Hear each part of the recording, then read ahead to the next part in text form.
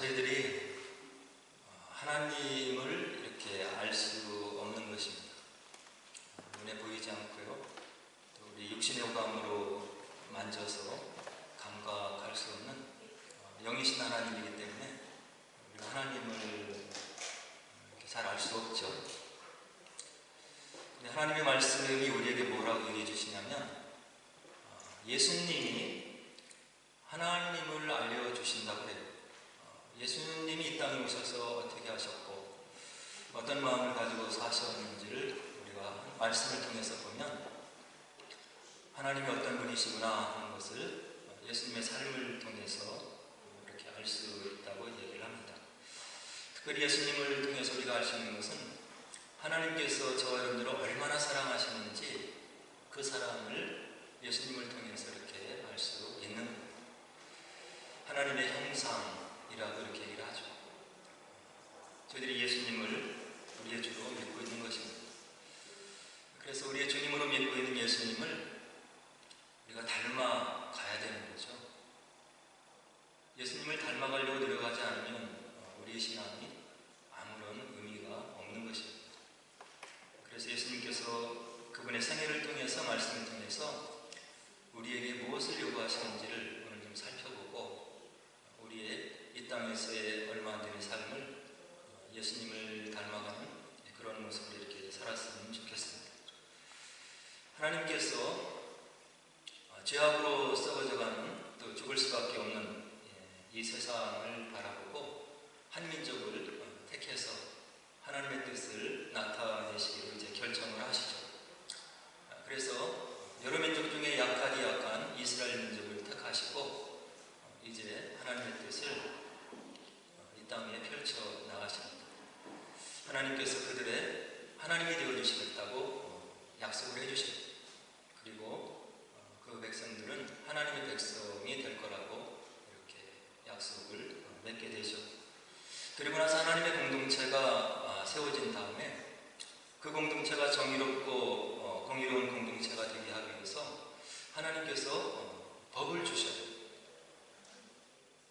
그 공동체 가운데 공의가 유지되고 사랑이 유지되고 그리고 하나님의 뜻하신 바가 펼쳐지기 위해서 법을 주시는데 구약에 보면 기억해야 될 세 가지 큰 법을 주십니다.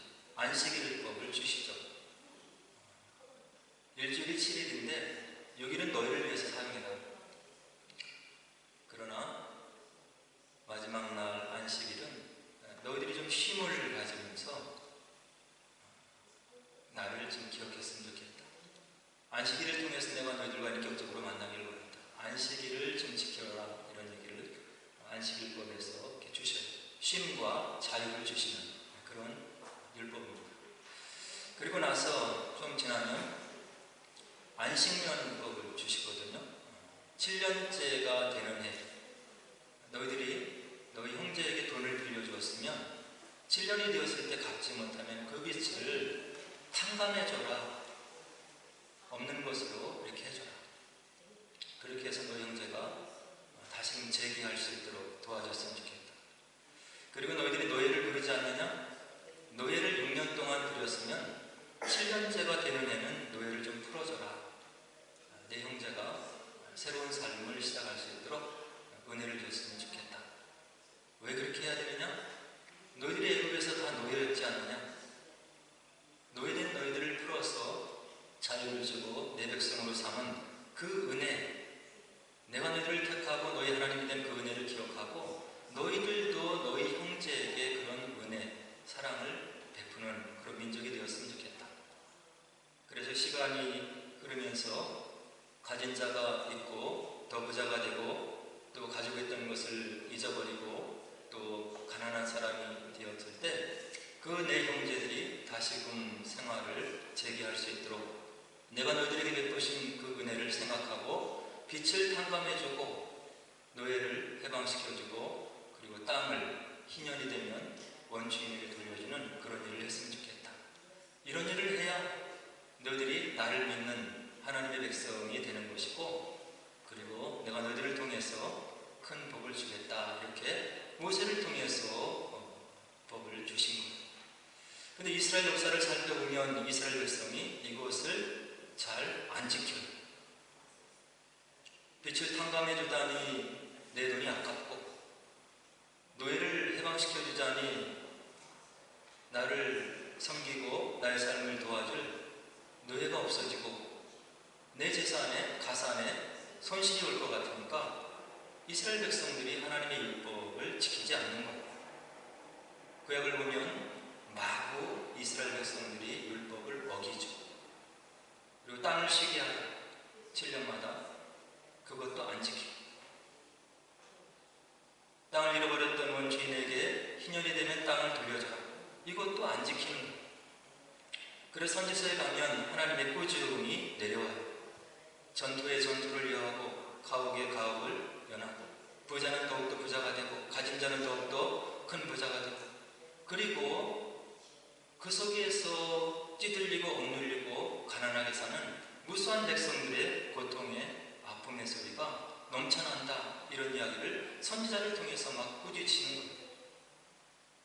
그래서 하나님의 백성답게 살 수 있는 율법을 지키지 않는, 철저하게 율법을 마구잡는 그 백성들이 나중에는 다 멸망을 하고 바벨론의 포로로 끌려가게 되는 거예요. 인간의 욕심이 이렇게 끝이 없는 거예요. 그래서 바벨론의 포로 생활 70년 잡혀있는 동안에 이스라엘 백성들이 살았던 가나안 땅이 안식을 취하지 못했는데 70년 동안 안식을 취하는 그런 장면을 우리가 예레미야서에서 볼 수 있는 겁니다. 그래서 하나님께서 하나님 백성답게 살 수 있는 율법을 철저히 짓밟는 이스라엘 백성들의 이런 마누라, 하나님을 인정하지 않는, 그리고 하나님의 말씀을 말씀대로 지키지 않는, 욕심이 끝간데 없는 이 백성을 이제 하나님이 다스리시고 식민지 생활을 하게 하고, 이제 하나님께서 친히 그 율법을 이루시기 위해서 작업을 하시고 일을 하시고 때를 기다리시는데, 누구를 통해서 하시냐면 하나님의 아들을 통해서 이제 하시기로 한 거예요. 예수님께서 이 땅에 이제 육신의 몸을 입고 와서 하나님의 구원사역의 완성을 위해서 앞으로 공생애 동안 어떤 일을 할 것인지를 이제 선포하는 장면이 나오는데, 그것이 누가복음 4장에서 나오는 거예요. 뭐라고 예수님께서 회당에 들어가서 사람들 앞에 말씀을 선포하냐면, 이사야서 61장 1절과 2절을 읽으셔요. 무슨 말씀이냐면, 주 여호와의 영이 내게 내리셨으니 이는 여호와께서 내게 기름 부으사 가난한 자에게 아름다운 소식을 전하게 하려 하십니다.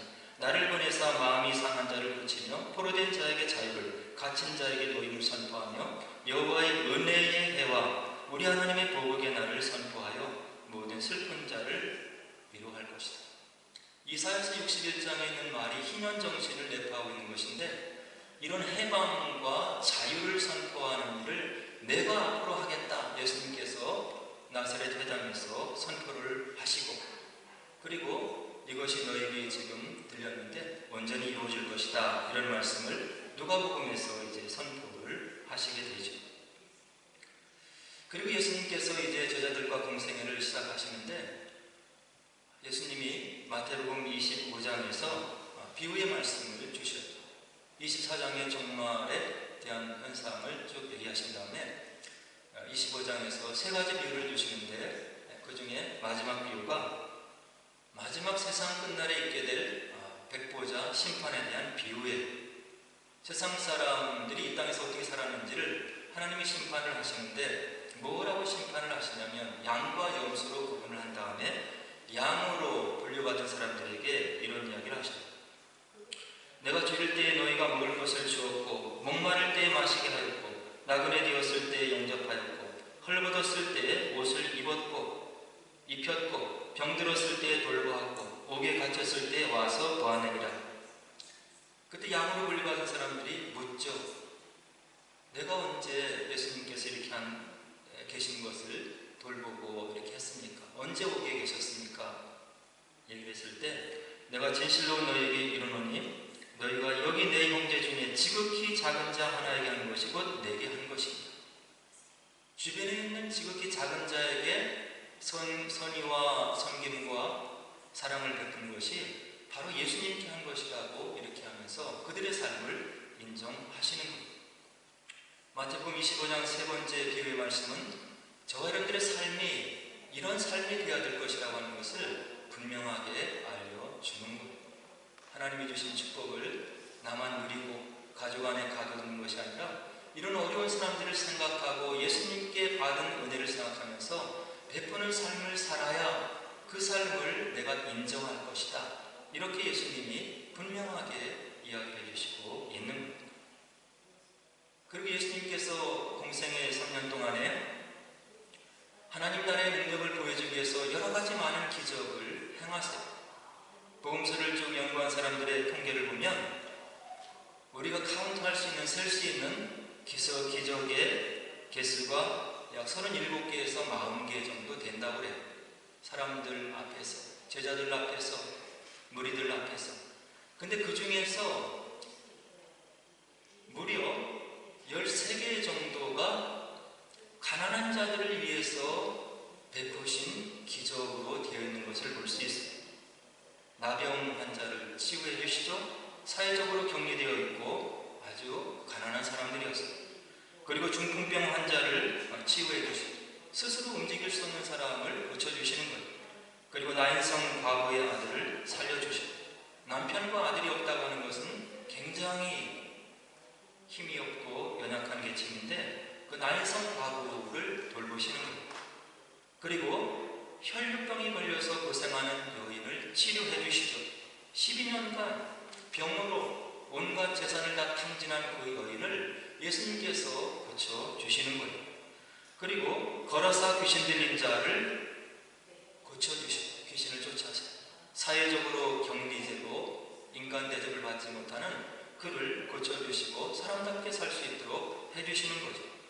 그리고 소경 바디메오를 고쳐주시는 거예요. 구걸하고 앞을 못 보는 그 사람을 고쳐주시는 거예요.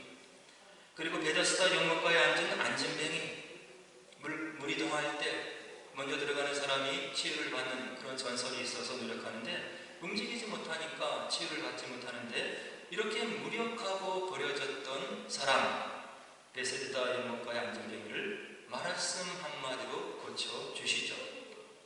그리고 오늘 본문에서 읽은 굶주린 민중들 예수님의 말씀을 듣고 예수님께 무엇인가 얻기 위해서 왔던 그 수많은 무리들을 이제 먹이시고 계시는 오병이어의 기적을 예수님께서 행하시는 거예요.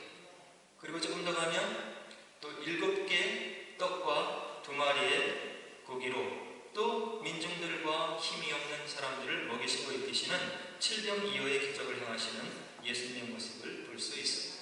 그리고 귀신 들린 소년을 고쳐주죠.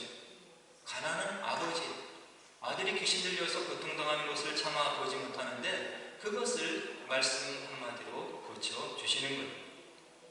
그리고 야이로의 딸과 혈류증 여인 사건이 변명되어 있는데 역시 사회적으로 힘이 없는 이런 약자들을 예수님께서 집중적으로 고쳐주시는 거예요. 이 땅에 메시아로 하나님의 아들로 구원사역을 완성하기 위해서 오신 예수님의 사역이 어디에 포커스가 맞춰있고 초점이 맞춰있냐면 사회적으로 힘이 없는 사람들, 약한 사람들, 그리고 구원의 가능성이 없는 사람들, 이곳에 예수님의 사역이 집중되어 있음을 이런 기적 행함을 통해서 우리가 알 수 있는 것. 그리고 누가복음 4장 18절에 보니까 가난한 자에게 복음을 전해서 그들이 자유하게 하고 사람답게 살게 하고 그리고 그들을 불쌍히 여기시는 그것이 예수님의 공생의 사역이었음을 복음서는 우리들에게 이야기해주고 있는 거죠. 저희들이 예수님을 사랑하고 예수님의 은혜를 받았다고 한다면 이 예수님을 우리가 본받기 위해서 노력해야 되는 거예요.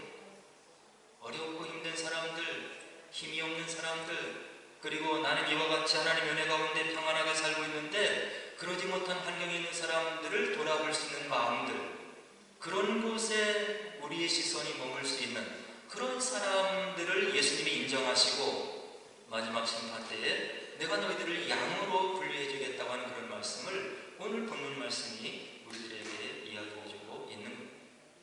오늘 귀한 말씀을 이제 준비하면서 최근에 우리 사회에 큰 이슈가 되었고 큰 감동을 주었던 어른 김장하라는 분에 대한 이야기가 제 마음에 많이 와닿았어요.